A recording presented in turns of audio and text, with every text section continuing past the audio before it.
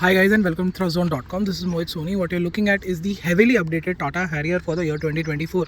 This is the second big update that it's getting, and this, when I mean big, it is quite big. There is substantial change on the inside and outside to make it very good. At the same time, certain things do remain the same, which is surprising even today. We'll discuss all of that, but as always, let's begin with the design where the big change exists. The front fascia has been revised almost dramatically because the grille is new, the bumper is new, the headlamps are new, and the fog lamp section and this design language is all new. But it's the LED light on both sides that is same as the old one, but there's a new LED light that is connecting both of these DRLs together, making it one big DRL, which is fantastic. You also get a 360-degree camera, which is part of, you can see one of them in the front. There's front parking sensors as well, which is a brilliant addition as always. And finally, manufacturers are understanding it. That is part of the reversing 360-degree camera. And needless to say, this new yellow color looks quite good, not too shouty, and just about subtle to make it stand out, at the same time look quite nice for a really long time. The black alloy wheels take inspiration from the EV cars, surprisingly in terms of format. Also, maybe Tata is trying to tell us that the Harrier EV is not far away, so that is great. You've got the new Harrier badging over there, and at the back again the big change. The LED lights, LED bars, the new tail lamps on offer. The bumper of course is similar, but this design for the fog lamp here, for the reflector here, is different. But overall tailgate piece also looks similar to before, and the overall stance of the car continues to be mighty impressive, which impresses a lot of people. And yeah, that is what is new about the Harrier. Let's get inside the car and see how is it like.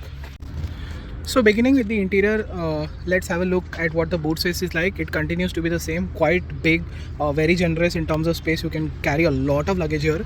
There is the electronic tailgate on offer, which is very smoothly, works quite smoothly and silently.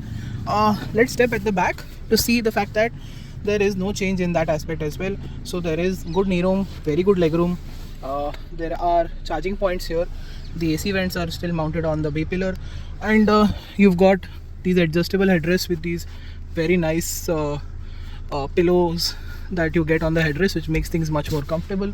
And finally, you also get these sun blinds on offer, which feel very robustly made. And adjustable headrests, of course, adjustable height adjustable seat belt, and that is that. Apart from the slightly dark and dingy interior with these yellow accents on offer, makes it look quite good. You've got these leather seats here with which have a very nice motif on them. 3-pointed seat belts finally make it to all 3 seats, and of course, press of a button and it will show you that you have a panoramic sunroof on offer, which basically just lit up the cabin very nicely, making sure that the dark interior is really well adapted to people and it doesn't feel dingy. So that's that. Of course, 6 airbags on offer, and that's the new dashboard which everybody is talking about. The new dashboard is entirely new. There's tons of features on offer. You get ventilated seats on these 2 front seats here, and let's get up and running with the front dashboard to see what has changed and what has not while entering the car. Keyless entry and go continues to be here. Push button start, memory seats, power seats, and ventilated seats are on offer. These features till 10 years ago was only seen on luxury cars. Now they're making it to a lot of everyday cars as well, and this is very good to see that this is happening. The new steering wheel, of course, looks quite nice. It is very big, as you can see, really big in size, and makes things easier to live with on a daily basis. This is the new dashboard, which is sort of inspired from the EVs that were first launched earlier, and these are the AC controls, the 360-degree camera, the lock button, the tailgate opener, air circulation, and of course the massive and absolutely brilliant touchscreen that is on offer in terms of fonts, graphics, layout. It has JBL sound system with many modes to make things even better. You have an air purifier, you have a mood lighting on offer as well. You can choose the colors, which is these are a lot of colors indeed. And the sound system, like I told you, is from Harman, which is good. AC obviously works in really well, just like any other Tata.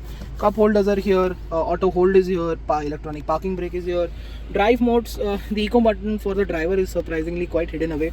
That is the sport mode, and that is the hill descent mode, and these are the off-road driving modes.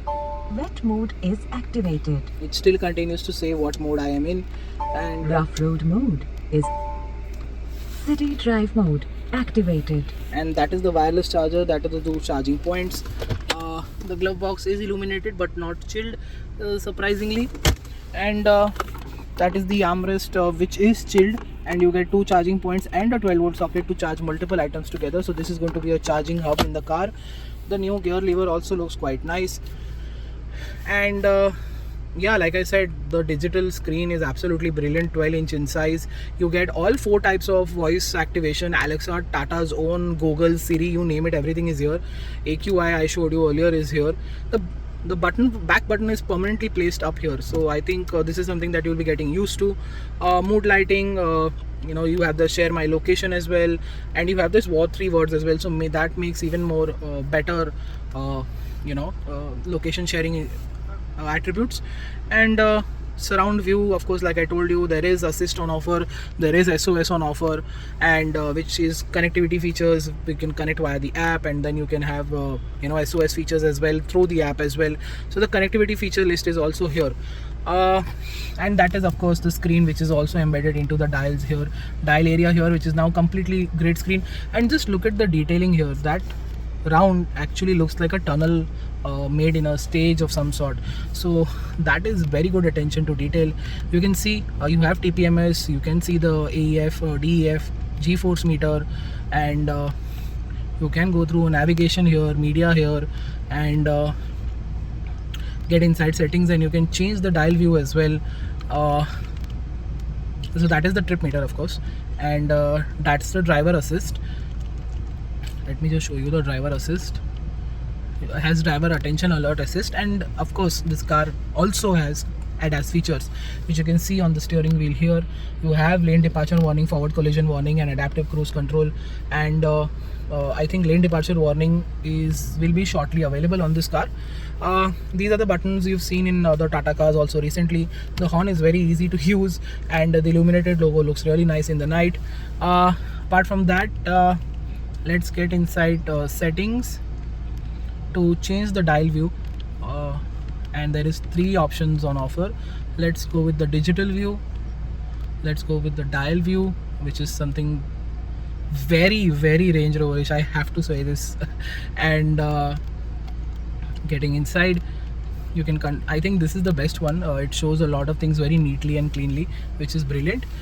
So the overall car is pretty brand new. The stocks continue to be the same on both sides. The quality has improved. This is soft touch. This is, of course, a fantastically well done color, and with the graphics used on it. The plastic on the top is also covered in soft touch material, which is brilliant. This continues to be plastic, and which is also just about okay plastic for a car of this price. And like I told you, ventilated seats are on offer. Tons of features, fantastic to use screen. And just look at this, Tata has taken the rear view camera game really strong. You're getting a lot of stuff here, 3D camera, 3D mode and 2D mode, and all of this makes parking much more easier and cleaner. And with the kind of clarity that you have, you can literally see everything what is happening here in 3D. And who thought out of the theater you will see 3D just for parking your car, as simple as that. And you have the wide mode here as well, which makes things even better. It's the top view of the car. It will show you what is all around. So even parking nowadays needs to be reviewed, because there is so many features on offer within the parking itself. So yeah, I guess that's it. That's what the car is all about. You have manual adjustable steering, reach and rake both, which is always welcome for lot kind of drivers. And let's get driving now. So guys, we're out driving the Tata Harrier for the year 2024. And what is it like to drive? Well, this is the same 2-liter diesel motor that makes 170 PS of power and 350 Newton meters of torque, made it to a 6-speed gearbox, which is very smooth for shifting, very seamless, and very good in terms of overall capability. At the same time, the engine also is the same, but there is a bit of tuning to make it a little bit better, I assume, because I don't know what Tata has really done. They've not specified that very specifically.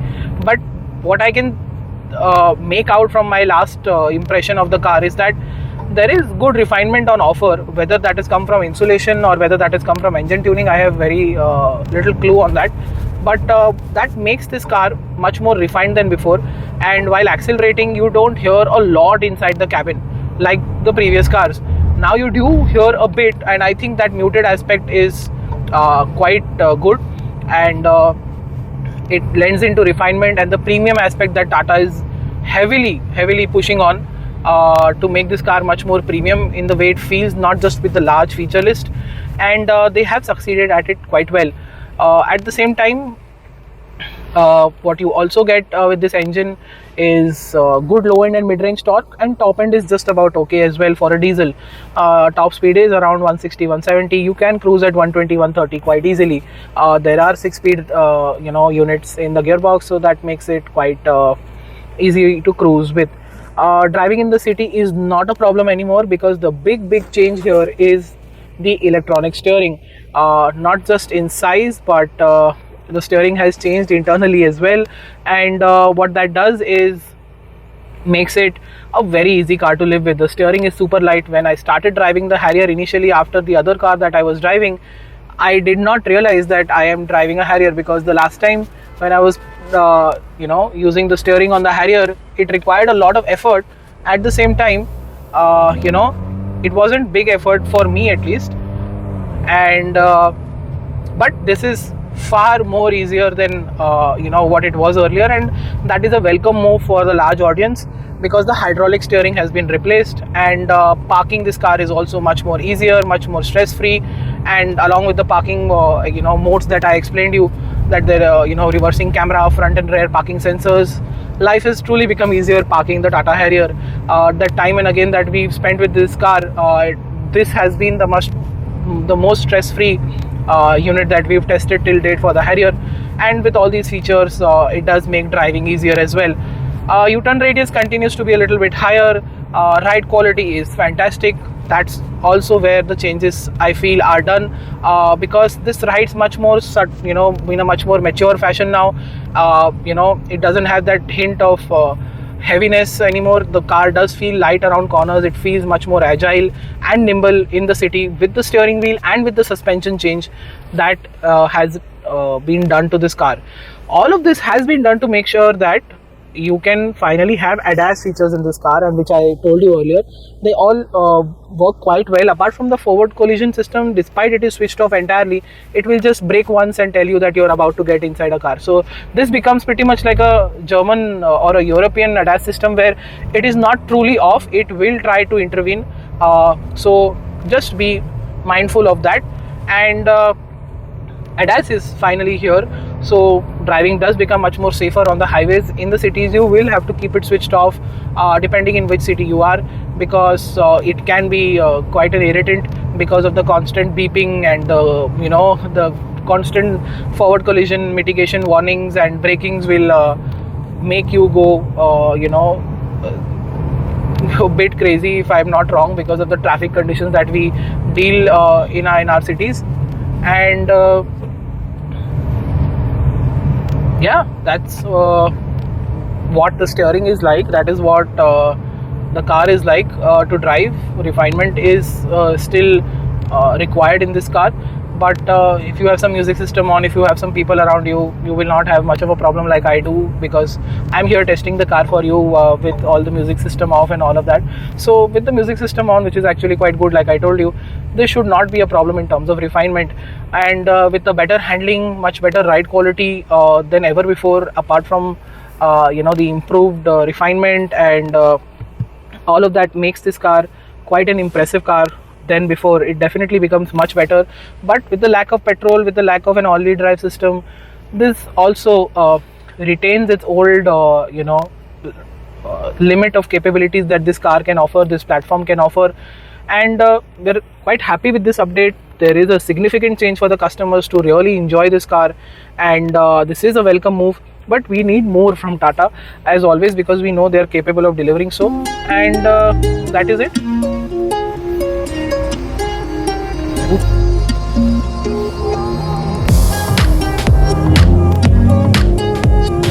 That is it. Thank you so much for watching. Make sure you like, share and subscribe. Follow us on our social media and website for everyday updates. Until then, goodbye.